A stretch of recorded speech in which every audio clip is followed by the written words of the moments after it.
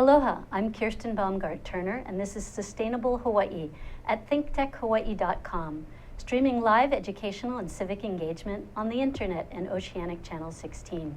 Today we're going to learn about Hawaii's water, how it's created, why it needs protection, who owns and manages it, and what issues lie ahead that we need to be aware of to safeguard our Wai Ola, or water for life. Here to educate us about all of these issues is former DLNR Deputy Director William Bill Tam. Bill graduated from Punahou School in 1966. He received his BA from Wesleyan University and his law degree from Boston University. The American Bar Association honored Bill with its 2014 Distinguished Achievement in Environmental Law and Policy Award. He was recognized for his role in championing water justice in Hawaii, where water rights have been at the core of the renaissance of Native Hawaiian culture and environmental conservation for decades. With his passion for traditional and customary rights and deep understanding of the ecological values of surface and stream water resources, Bill was the legal powerhouse behind the creation and development of modern water law in Hawaii. Among his other accomplishments, Bill served as a key player in Hawaii's 1978 Constitutional Convention, which enshrined fresh water as a public trust asset and created the Water Commission. Bill was the core author of the 1987 State Water Code that gave legal voice to these historic developments. We could not have a better resource to tell us about the state of Hawaii's water. Welcome, Bill. Thank you very much. I really appreciate you joining us, especially on such short notice. I'm happy to be here. Well, this is a timely topic. You know that many of the issues that we've been talking about on Sustainable Hawaii are relative to the impacts of climate change. But before we go there, I think you better help us unpack where our water comes from, why it's important to protect us. So give us a little primer, would you, on water in Hawaii? Sure. It's useful to remember that around 1900, the forests, for example, on Oahu, if you look at Nuuanu Valley, were deforested. There are pictures on the Board of Water Supply website showing that area has no trees. So basically, Hawaii's forests had been largely stripped. And the Forestry Division at that time, which was just beginning, said we've got to restructure and recreate a forest to capture the water. So in 2011, when I was at DLNR, we started a program called The Rain Follows the Forest, which has been a program for the Forestry Division for a long time, but basically tries to bring to public awareness the notion that if we don't keep our watersheds intact, we are not going to capture the rain that then supplies our groundwater and our streams. Well, let's look at the watershed diagram from actually Watershed Partnerships, Hawaii Association of Watershed Partnerships website. We appreciate this. Maybe walk us through why this is important. Sure. I mean, this is a simple schematic that shows when rain, not snow here, although in Mauna Kea, or precipitation comes down, it does a number of things. Some of the surface water runs off and provides the water to the streams, obviously. And they come from very small freshlets and then become parts of streams. And that then reaches the ocean. Much of that groundwater, the groundwater side, it builds up, if you will, because the trees capture the water. It then goes into the ground and it percolates down. And historically, those have kept Hawaii very green, primarily from the windward side, so that the windward side where the rains come captures most of the water and then it builds up the groundwater. Now what's happened since about 1900, is, especially on Oahu, but also on other islands, is that the pumping, primarily for agricultural irrigation, which uses more than 60% of the available water, they over-pumped, basically, and they were drawing out, so they were mining the water. So in the 1970s, this became apparent to a lot of people, and they started a movement basically to amend the state constitution. And that's the Constitutional Convention that you participated in. In fairness, others did more than I did in that. I think none of us do this alone. We all do it with many hands, and there are many people, and I just came along at a certain time, but remarkably through the last 30 or 40 years, people have seen the problem and arisen to respond to the situation. It began with taro farmers, actually, around the islands who were concerned about the loss of taro lands. Let's look at another visual to help our audience understand watersheds and where they are, so we can see why taro farmers as well as us urban dwellers are impacted. Sure. Watersheds are essentially the ahupua'a. They're not exactly that, but for most intensive purposes, water comes down the sides of a mountain into the stream, and it also percolates down to the ground. And the ahupua'a, for our listeners that are unaware of the Native Hawaiian cultural understanding. It's essentially the valleys from the ridge lines down, from the peaks down to the ocean. And it's the natural unit that Hawaiians used for their agriculture, for their whole economy. And which we're now using in the state. We've actually demarcated all the ahupua'a in the state in order to return to that Native Hawaiian understanding of where our watersheds are and how we need to manage our protection of our resources, isn't it? That's right. Basically what's happened is Western law is now going back and rediscovering the wisdom of the old Hawaiian practices. And Hawaiians have been here for 1,000, 1,500 years and had learned through hard experience what worked and didn't work. And the rest of the United States, frankly, and the rest of the world is going through that similar learning experiences that you can, if you do certain things to undermine your water resources, you eventually will pay the price. And it's not going to be a clear linear path, but it will get there eventually. So one of the things that Hawaii is doing, fortunately has very good laws, is trying to keep a balance between how do you protect the resource and how do you also make use of the water. Those are two critical things. Hawaii's laws are different than California. Hawaii's laws actually derive from customary practices, but after the Constitutional Convention and the Hawaii Supreme Court recognized that Hawaii has a shared use doctrine, both in the groundwater and the surface water. So is that different from other states? Yes. In the Western United States, it's called the prior appropriation model, which came from mining law primarily in California, which was a first come, first serve rule. So whoever appropriated it first got the right to use that water. And importantly, when there's a drought, the last person in had to cut back all before anyone else had to cut back any. But Wow. that's the critical thing. In droughts, who cuts back and how? The rule in Hawaii is it's a shared cutback. It's not all the last person in loses everything. Are we the only state in the union that has laws that have that perspective of shared responsibility? Clearly we're the only state that has a customary history of that. There are other states that are starting to discover that. California has discovered the wisdom of some in-watershed protection plans, but it's coming very late. It's after they've allocated water, after they've created this entire system.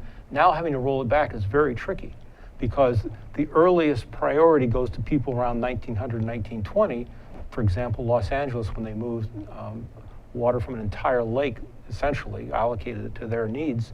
It's very hard to unroll that because once you urbanize water, it's very inelastic. Agriculture can vary a lot, but urban demands, once you build a house, a condominium, you can be efficient in some ways, but largely that water's committed.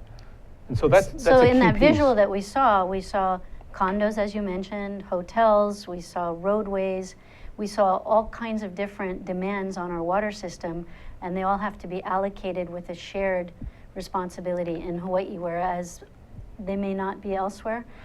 Is that a reality, or is that just our basis for It's the basis of our law. It's also the basis of the culture here. And it leads to some different kinds of rules. For example, the hard situation obviously is when you have to cut back and conserve.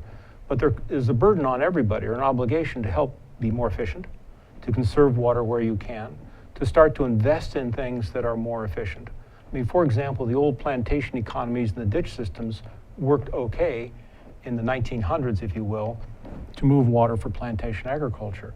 Those systems demanded a large labor force. They were very inefficient, and they eventually, for example, on Central Oahu, moved toward a drip system that was much more efficient and was necessary in order not to overpump the aquifer. But what's important with regard to the plantation development of water is that it did divert stream flow to the plantations, which diminished other areas. Is that not correct? That's true, and that whole structure has been under revision for the last 40 to 50 years.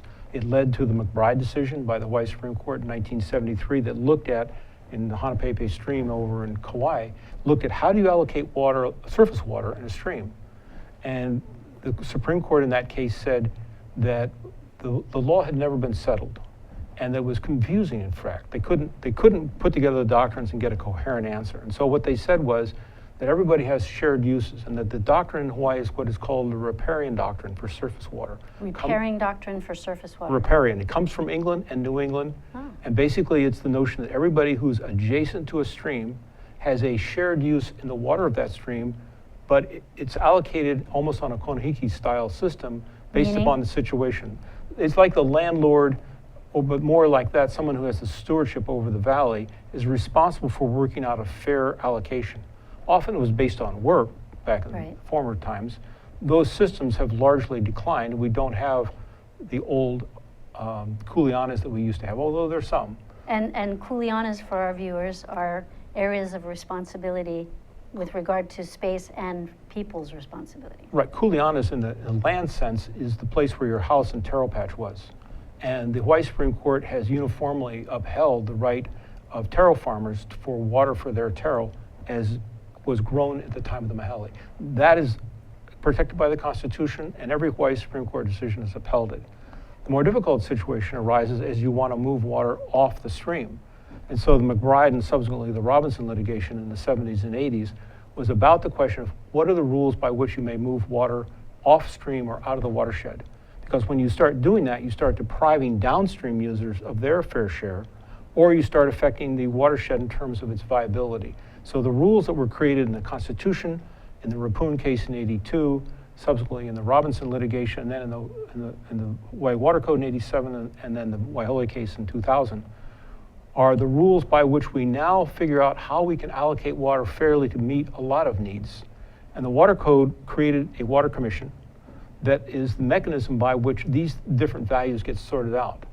Now, often people think the Board of Water Supply is the one that does that, but the Board of Water Supply is generally a developer of water. So they are now competing with other users. They've been much, much better than they were in the 70s in terms of conservation. In fact, they've done a very good job. And let's step back just to explain to our viewers, the Water Commission is a statewide entity Right. that oversees statewide water resources, whereas the commissions are on a county-by-county basis and regarding Right. delivery and management of water within the county, which for Hawaii is generally island by island. Right, With the and exception of so Maui. the boards of water supplies are basically urban or domestic water delivery systems. And on Oahu, they manage most of the groundwater, not all, but most. On the Big Island, you have big spaces, and so often you have private systems, and so there's a mix. The distances are so great that the cost of infrastructure is high, so you do not have an integrated system. So the boards of water supplies have been very, very good at supporting watershed management, which has become, since the mid-'80s, one of the key things to do it. The overall responsibility is within Department of Land and Natural Resources, and they have a watershed coordinator there, and they help. Which is a statewide entity. Statewide responsibility. So, but each watershed partnership is local. I mean, water is ultimately local. And we need to take a break here, but when we come back, I'd like to talk about the watershed partnerships and also the status of our water supply. Sure. So we'll be right back with Bill Tam and giving us the A to Z's of water in Hawaii. Aloha, my name is Kaui Lucas. I am the host of Hawaii is My Mainland, here every Friday on Think Tech Hawaii at 3 p.m. I invite people who are doing interesting and inspiring things in our community to help us keep it local and keep it real. Tune in any Friday, 3 p.m. and also available on our YouTube channel and my blog, kauilucas.com. Hawaii is my mainland. Aloha.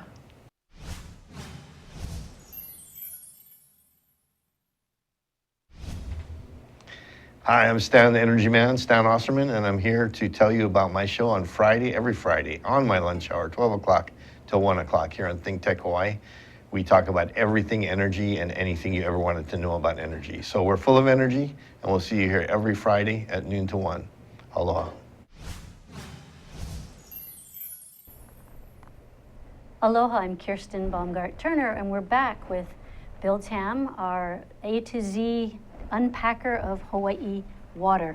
Can you continue from our last discussion about telling us about the state of water, and then we'll talk a little bit about the conservation of Okay. water in Hawaii? On a day-to-day basis, most of us think the water's going to show up in our tap when we turn it on. And we tend to think of even the weather that happens from week to week or month to month as, well, there seems to be enough. When you talk about water, you need to expand your time frame. We're talking between decades or generations, because that's how long it takes for many of these things to show up. But one of the things that's become really clear in the last 10 to 15 years is that the impact of climate change on our water resources is going to be much more substantial than we thought. Isn't it already? It is already, Impacting us? and it's becoming more dramatic and will. And this is something most people tend not to think about, because the things we haven't experienced we tend not to guard against, so we tend to just repeat our past practices. What are some of the examples of how it's already impacting us? Well, the United States Geological Survey has studied streams in Hawaii for maybe 100 years. And they look at the last 80 years, for example, and say that stream flows across the state, not just on Oahu, have declined up to 22 to 25%. And you brought a visual to show us. I believe it's that. available. We can take a look at it. So the rainfall has declined by 10 to 12%, sometimes a little bit more in various places. A lot of times you don't notice it because, like this graph shows, it looks like a lot of noise. But if you look at long-term trends, the trend of the rainfall is down, particularly on the leeward sides of the island. So the leeward side is continuing to lose rainfall. As temperature rises over time, we're going to have more evaporation. And you also brought a graph showing the temperature rise in Hawaii. Again, it seems like it's just noise in terms of week to week, month to month. But over time, especially in the last 20 years, it's very clear that we're going above those trend lines and that overall temperatures are rising, which is having a very interesting effect. Our winds and our rain come from the windward side. And so as they hit the mountains, that's when the rain falls. Well, those rain clouds are getting thinner. There's pressure from above and there's temperature pushing up from below. So the actual amount of rain hitting the mountains has declined. At the same time, we have a lot of invasive plants that have now moved up the mountains. If you look at Ulupalakua, for example, in Maui, Sumner Erdman talks about in his lifetime, he's watched certain invasive plants move from about 800 feet to 1,300 feet. It's affected his cattle ranch. So that what we're getting are invasives are moving up, pushing out natives. Which are less efficient. The invasives are less efficient Largely. at absorbing and holding rainfalls. Largely, that's true. Okay. So we're getting less water, invasives are moving up, we're getting more temperature, which means you have higher evaporation. So all these things are starting to combine. On the leeward sides and the central parts of the islands, we're going to have drier, hotter, higher evaporation rates, and that's going to become more difficult. The windward sides may maintain their volume of water just because there's enough that the streams will keep flowing in many ways. But the leeward, and we're seeing it right now, frankly, when El Niños come back, the leeward sides of the islands feel it the most. So these are going to lead to greater disparities. And in the past, there's been a certain range in which these have happened. And now these ranges are going to start to get more dramatic. So there's going to be more variability, which means we have to focus now on what do we need to do in the long term to help protect these water resources. Because if we literally are not protecting our watersheds, Oahu's not going to be the gathering place, frankly. Right. So we have to do some things that are a little bit out of the normal, and we need to start doing them now. And one of the ways in which we've been doing that is through the watershed partnerships. Can you tell us a little bit about how and when those were formed and maybe Sure. what they're doing? They started being organized in the mid-1980s on Maui. Bill Patey, who was then chairman of the land board, was a really critical I just force. saw him the other day. He's still kicking. Oh, I'm glad to hear that. He's a wonderful man. He was the first chair of the Water Commission, and I was lucky enough to work with him for a number of years. And he got people together to start looking at what happens if you could protect the watersheds instead of just leaving them alone. And he's an old agriculture man. He knows the waters. So basically, private landowners in the state and the counties have formed partnerships to do things. And a lot of the people that normally were antagonistic toward any government action have actually discovered they like this very much because it helps the value of their lands. It turns out that some economists at the university have also done some studies in the Kolau Mountains that show that if you invest $1 in watershed protection, you'll get more money back, if you will, or more water than if you simply developed another well. Back in the late 90s when we were working on the Wai Ola case, the Board of Water Supply testified that if they invested $1 million to drill a well. It's actually more than that, but they would get presumably 1 million gallons to use. If you take that same money and invest it in watershed protection, you're creating something that captures water all the time, and you end up getting more than 1 million gallons. So the single most cost-efficient thing you could do, short of just efficiency in your own operation, is to invest in watershed protection because it captures more water. Interesting, it's very similar to the experience in energy. Yes.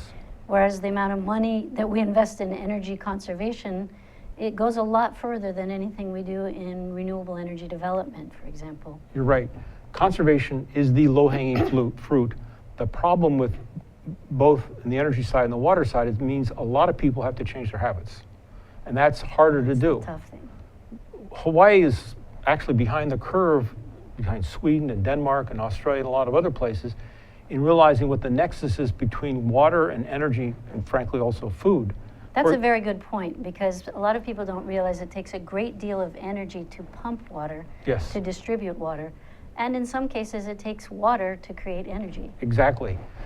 We did some real basic research last year, a year and a half ago, and we were trying to figure out what's the cost to pump 1 million gallons a day on Oahu through pumping the water out of the ground, moving it to a use, moving it to the wastewater treatment system. Remember, this is an entire system. So how we use our wastewater is as important as what happens with how we get the water in the ground in the first place. We need to start reusing wastewater in an aggressive way. The rest of the world's doing it. We just haven't caught up yet. Well, and one of the points you're making is that we're using very good potable water for wastewater and other uses that are not important for the human consumption. In most of the world, in fact, a lot of the food you get at Costco comes from what is called R1 water. It's water that's been treated. It's not up to the potable level quite, but you can use it in agriculture. There's an existing facility that the Army is using now out in Schofield. Frankly, the Army is way ahead of us. They are doing some really progressive things because they recognize what it means for them operationally. So Not just operationally, but they've identified natural resource scarcity as the #1 impact on our national security. So it's a defensive move for them as well. I think people should recognize that in the rest of the world, when you have water, I mean, one of the reasons people talk about what's going on in the Middle East is the droughts that have occurred in the Middle East have driven people away from agriculture. Saudi Arabia no longer uses its groundwater that's over pumped now to grow food. They now have had to go into East Asia. That when you have environmental problems, they lead to economic problems that lead to migrations and displacement. We now have 60 million people in this world who are migrants. That's a huge number. They are moving places because their own situation is unsustainable. Sometimes war, but often drought. And often, though, those conflicts are caused by drought and scarcity of resources or inequitable access to those resources. So it's all a vicious cycle. They're often hidden because you don't see those for a long time. But one example is that although it's temporarily more expensive, and again, I said you've got to look at the longer term. If you only look at the short-term pricing, it's not cost efficient at the moment, but it will be cost efficient. And if we don't build the infrastructure for it, we're going to find ourselves using potable water for agriculture when R1 water. Simple example: the Board of Water Supply and the environmental services at the city pump about 140 million, 145 million gallons a day, and then send it to a user, send it to wastewater treatment plant, and send it out into the ocean. That is a resource that's being lost. Much like on our show about trash, we look at that as a resource that we're wasting. Sweden has gone much further than we have on this. They actually pay farmers. When you take wastewater and treat it, you get a lot of things, all the things that got put in, you take out. Methane, for example, phosphates. Those are potential income streams that could be tapped. Right. We've got to treat it anyway, so why not turn it on and treat it and use it? Mostly where it's treated. You could use small facilities. You don't have to send them to large wastewater plants. In fact, that's going to prove a problem once sea level rises increases, because we have our wastewater plants about 3 or 4 feet above sea level. That's not a good thing. We're going to have to move those Malka. But let me give you. Let's go back for a moment and just finish out our discussion on the watershed partnerships. Sure. Because I'd like to move downstream, excuse the pun, and talk about what we're doing to conserve those and to protect the watershed. And then what are some of the real proactive, more technological applications that you're discussing now? So back up for a step. Sure. The most critical thing we can do is fence out the upper watershed areas. Frankly, hunters don't go that far up anyway. And fence out the ungulates, the pigs and the goats and everything, so they stay more mackay. And get the invasives out. So you restore the quality of that watershed primarily with fencing and move the hunters, frankly, closer to the mackay areas, what makes their trip shorter anyway. And we're looking at the action plan that you actually helped create, which is the Watershed Plan with DLNR. This is Rain a follows the forest. photograph taken in Ulapalakua of an area called Awahi. And they, some people, some urban and a man, Art Medeiros from the USGS, got together and said, let's fence out an area that's large enough that you can take a picture of it from Google Earth. And so that's about, I think it's about 10 acres, but the idea is about a rectangle. And they basically put a fence there, got the invasives out, got the ungulates out, and over a period of 10 or 15 years, the natural forest, this is dryland forest, mind you, has restored itself. In fact, in some areas, there are plants that have restored they haven't seen in 100 years. And that restoration allows the watershed to provide some of the ecosystem services that we rely on for all of those people we showed living in the different watersheds. Right. What are some of those services that we need to be aware of? Some of the services, one is it just captures the water. Okay, aside from the fact that it's restoring native plants and it's stopping erosion. I mean, one of the major problems with an eroded forest is the soil runs into the ocean. That's not good for the forest, it's not good for the ag lands. So the forest isn't able to be stable, it destabilizes the forest, it pollutes the nearshore waters, Right. which then suffocates the reef, which then depletes fisheries. Right. Right, but it also removes the forestation that we need to capture the water. So again, it's a vicious cycle. The irony is to protect your reefs, you ought to be protecting your forests because that's where you start. There was a very interesting study that Jim Jacoby did, or is doing, on Molokai, and he took a swath of land on the east end, and he was looking to see how soil moves across surfaces. And what he found generally was that about 50% of the soil that moves off the mountain down to the ocean comes from only about 3% of the land. So if you could stabilize that 3%, and it tends to be the steep slopes, understandably, but if you could stabilize that, you reduce the runoff and reduce the soil going onto the reefs by in the order of 50%. I mean, that would make a huge difference for our reef fishes and our local fisheries. Doesn't a lot of that soil also come from the disturbance of our land as well in development that is not being careful about how drainage happens, and in large rainwater events? Right. The runoff from the urban areas as well? We need to work both in the agricultural side and in the urban side with keeping the water on the land and letting it settle in. Ironically, Philadelphia and Boston are already doing this. They've got permeable surfaces so the water doesn't run off, Right. even like a parking lot, but actually seeps down. Now you got to make sure it's clean. But And the- Portland, Oregon is doing the same thing. I just saw their rainwater ditches throughout residential and commercial areas in Portland, where they have open, what they call rain gardens. If you could slow water down, I mean, Sumner has this great quote where he says he had to go to the Midwest and to Wyoming to meet a rancher who said the job of a rancher is to slow the raindrop down when it hits the ground before it gets to the ocean. So the idea of slowing down that raindrop so it carries out its functions in the natural world has a whole lot of benefits that we just tend to ignore because we think short-term thinking, oh, we'll just take this over here and it won't affect everything else. Right. Well, yes, it does affect everything else. So some of the things that we as the public can do in order to help conserve our watersheds, we could, as a shorthand, go on to the watershed partnerships in your area, but also go to the Hawaii Association of Watershed Partnerships. And there are a lot of actionable steps that the community can take. So I encourage our viewers to do that.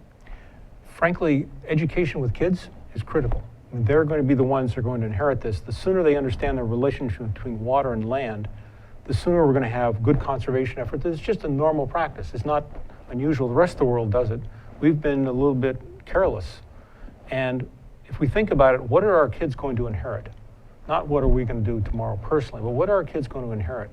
And so looking at how do we reuse the water we have?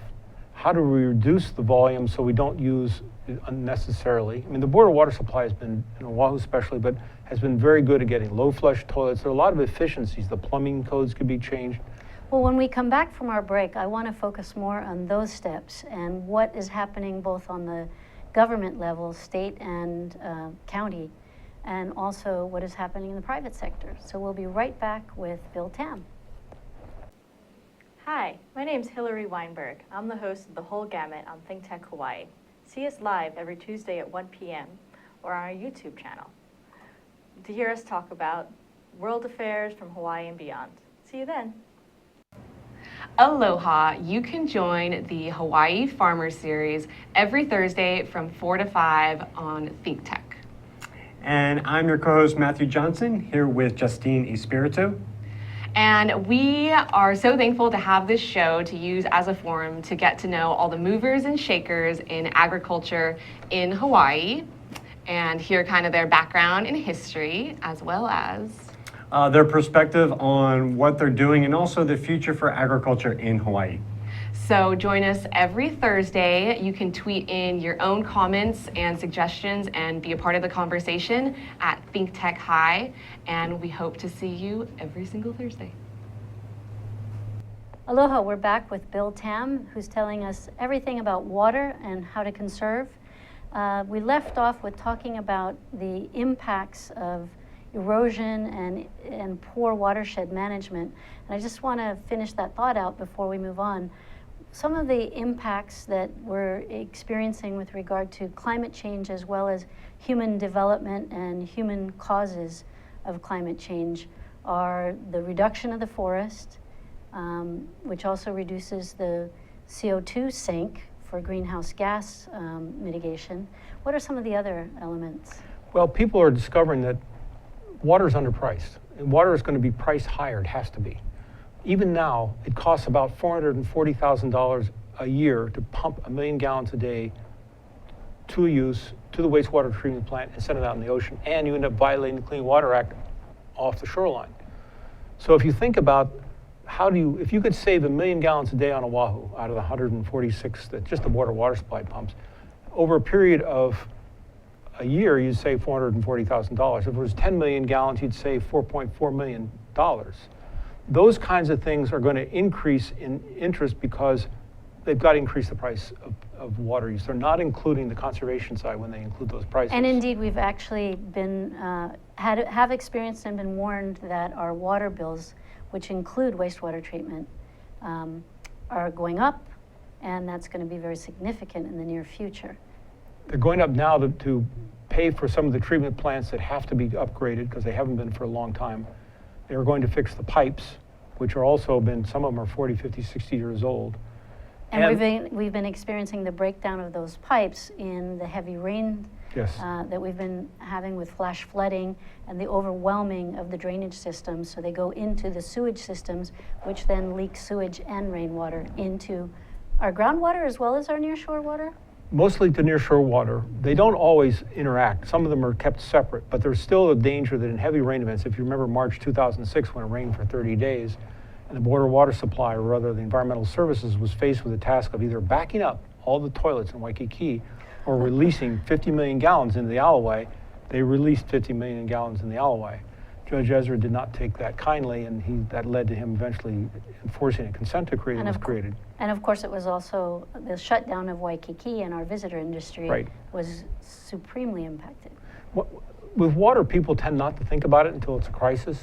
And this is one of the kinds of things that you can't wait that long. It'll change our infrastructure. We can do a lot of things that are smart. If we use less water, water is heavy. Electricity, you can move it quickly, but water is heavy and takes some money to move it. If you can use more water on site in your house, if you're in the rural area, rain barrels, you can do things that systematically reduce your costs and are efficient. So once you've made that investment, then you get the benefit of it for a very long time. But you've got to make the investment in that change. And if we do those things, it's amazing what we could accomplish. How costly are those investments? A parallel I'm thinking of is the solar, putting solar on your rooftops. In the beginning of that movement in Hawaii, it was too costly until we finally created some state incentives on and then the federal government incentives. Are we going to need those kinds of incentives in order to help people put that infrastructure in at the household level? We actually don't. The payback periods on these are, it depends on what device you've got, but they're very fast. I would say 3 years to 5 years in some cases, sometimes 18 months. But What are some examples? well, for example, if you put on not a board of water supply meter, because they're somewhat expensive to get, but if in rural areas, for example, you just put on a simple measurement of your water so you understand how much you're using for things, and then take the steps necessary not to do that, you can save on your water bill simply by cutting back use. I mean, Where that's would the- we get those tools to measure it? If you look at the State Commission on Water Resources Management, at their website, just go to DLNR and then Commission on Water Resources Management. There are a whole lot of links in there about conservation measures that can be taken. You know, and you choose the ones that are appropriate for you. One of the things that's amazing is when we talk to industry, they get this right away because they see the payback right away. I mean, when we had our first meeting 5 years ago, we thought there'd be some disagreement. There were 60 people in that room from the military, from the hotels. They see it right off because they know that will pay for itself very quickly. And so they've been very, very aggressive in making these changes. It's harder to get people that aren't connected into an industry, that don't get the word as fast, to start to make those switches. And so some incentives may be necessary there. But in agriculture, for example, ditches that are open have a lot of evaporation, a lot of seepage. A pipe, although it costs a little money to put in, will save you the evaporation and the seepage and be more efficient. And so we've got to look at where those paybacks are. We've got to think almost in a business sense of what makes sense in order to make that long-term benefit pay off. And are we requiring this of new housing developments? For example, we've recently had 2 huge housing developments approved in Koa Ridge and Ho'opili. Are these things that the Board of Water Supply are requiring of developers? So far, it hasn't been mandatory. It's been, people have asked them to put on as conditions. Getting gray water, the dual pipe system and reuse wastewater depends in the first place on having access to a facility that will supply that gray water. If it's a large enough unit, or large enough development, you could have a small R1 facility on site. I mean, like I said, there's an operation up in Wheeler that shows this works. That could provide water down Kinnear Road to farmers. You can use I mean, one of the things that's going to happen in water, like electricity, is distributed. It's going to happen in mobile units that are around different places that don't depend on big infrastructure as much. We'll still depend on it for somewhat for our needs, But how are we going to get these distributed opportunities put into place without some kind of policy incentive or tax incentive or approval incentive in terms of approving land zoning changes or building permits? all those things can be done. We need to talk to the people in the government who have the authority to do that, to encourage it. We can do it through some So we incentives, need you some back at requirements. DLNR. Well, it's not my call. I think one of the things we need to think about is that water is in some ways the things that takes all our philosophies and is a truth serum to our philosophies. It is the way by which we test whether something works or not, because it's the long term. Like air, it's something we all need, we all share. It has some aspects of a commodity, but it's not a commodity. It has some aspects of a shared resource, and the danger is that we waste it because it's not priced properly. So it has all these different characteristics, and thinking about it really requires you to get in and work with it so you see what works in your situation. Because every island is different, every part of every island is different, and what your needs are specific to you. So we need to be really flexible and mobile about how do we solve these issues. So if it's priced properly, that might be one key way to motivate consumers to conserve. That definitely helps. And is the Board of Water Supply, the City and County of Honolulu Board of Water Supply, looking at implementing those price incentives? Not entirely, because they got burned when they went to ask for public support for higher water prices. The problem is your water bill includes both potable water use and it's just as a convenience, they tack on the wastewater use. So the wastewater side has been going up and will continue to go up. So people tend to mix the wastewater cost side with the potable delivery side. So you got to separate those out. The potable delivery side is fairly low, but if you use less wastewater and you use less water coming in, you're going to cut your bills. So conservation is the economic key to what you're going to do. What are some of the things that we can do within our household? Just some specific low flush toilets, obviously turning off the water. Are there any other mechanisms that people may not be aware of? Obviously, when you take a shower, you can turn on the water, turn it off, soap, turn back the water on. Especially in Hawaii where it's generally warm in between. Right. The low flush toilet cutting from 3.5 gallons for a toilet to 1.6 has enormous impact. The Board of Water Supply had a $100 rebate for many years. I don't think the program's still going, but it was widespread and it's done a really good job of being efficient. It's actually flattened growth in demand, even as the number of people in the island has increased. So that's interesting. That program, yeah. Right now, we actually are in a good position, but we've got to anticipate that we're going to put more lands back to agriculture as we attempt to be more self-sufficient. And as we do that, the ag demands are going to grow. And that's where it's going to be more difficult because there'll be competition between urban and ag demand for water. Do you really believe that ag is going to grow when we're approving agricultural to urban zoning at quite a rapid scale? I think what's going to happen, not in the short term, but oil prices right now happen to be low, but that's just an artifice of Saudi Arabia pumping more to drive out high-cost producers. They're doing that to get control of the market. As soon as they got control of the market again, oil prices are going to go back up. Anybody that doesn't believe that's not paying attention. So in 3 to 5 years, oil prices will be rising again. And as a result, we're going to become more dependent, like we are in energy, on outside sources. For all of our resources. For our water, well, not for our water, for our food and our energy. And if you think of food as embedded water, it's expensive to move. The more we can produce here, the more we create jobs here, the more we spend our own money here, the more we eat healthy food instead of imported processed foods. And we're going to discover that doing that is smart when you add up the whole situation. You've got to look at this as a unified action, not simply as one off. So you've got to integrate what is the collective cost of energy, food, and water? How do they all relate? And as time goes on, energy and food costs are only going to get higher. And if we don't invest in the infrastructure to do it now, in 20 years, we're not going to have those choices. So to some extent, using water, food, and energy in a smart way is the way we get control over our future. Otherwise, we're going to be at the mercy of large multinational corporations, and they don't care. Well, one of the things I would like you to do as we end our show is ask our viewers what you would like them to do. What are some of the actions that they can take in order to help conserve water and also to make these policy changes?